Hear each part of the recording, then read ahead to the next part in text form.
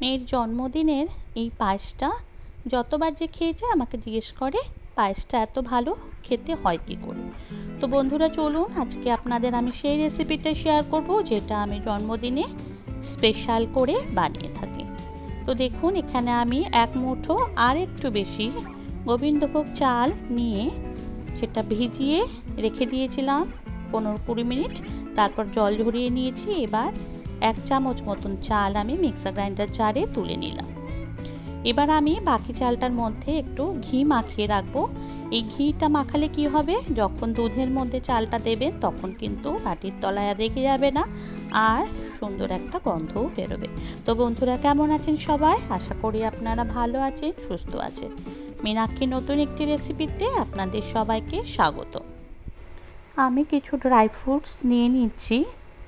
কাজু বাদাম নিলাম, এরপর নেব কিশমিশ আর নেব কিছু পিস্তাচিও। তো কাজু বাদাম আর কিশমিশটা আমি দুধে মেশাবো, আর পিস্তাচিও গার্নিশের জন্য লাগবে।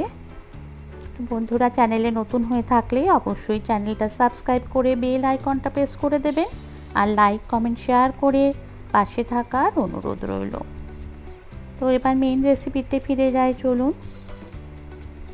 এই যে দেখুন আমি সমস্ত ড্রাই ফ্রুটস নিয়েছি।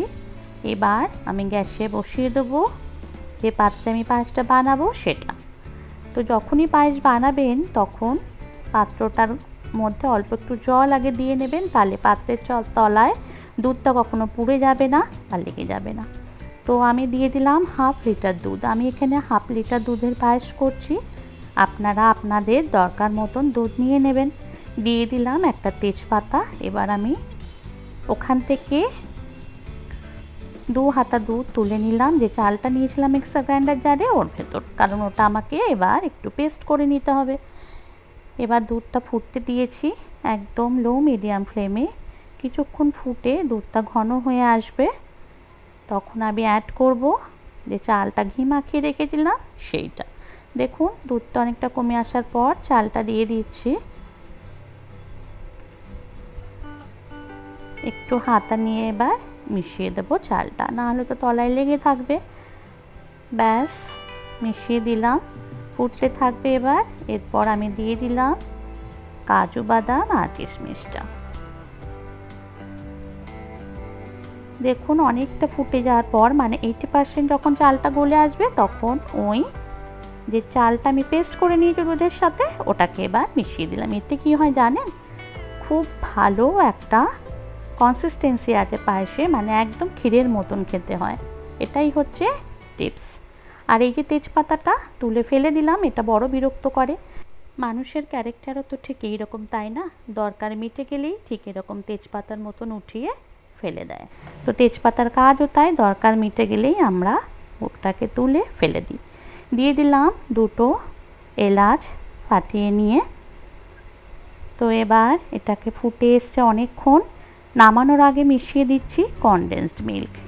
এই কনডেন্সড মিল্ক এমন একটা জিনিস যে কোনো রান্নার স্বাদ কিন্তু অনেক গুণ বাড়িয়ে দেয়। আচ্ছা এখানে বলে রাখি, চিনিটা কিন্তু কম দেবেন যখন কনডেন্সড মিল্ক দেবেন, কারণ চিনি কিন্তু বেশি দেওয়ার দরকার পড়ে না। তো বন্ধুরা আমি 1/2 কাপ চিনি দিয়েছিলাম, এবার একটু রেস্টে রেখে দিয়ে সার্ভ করে দিচ্ছি। আমি মেয়ের জন্য আলাদা করে আগে তুলে নিচ্ছি।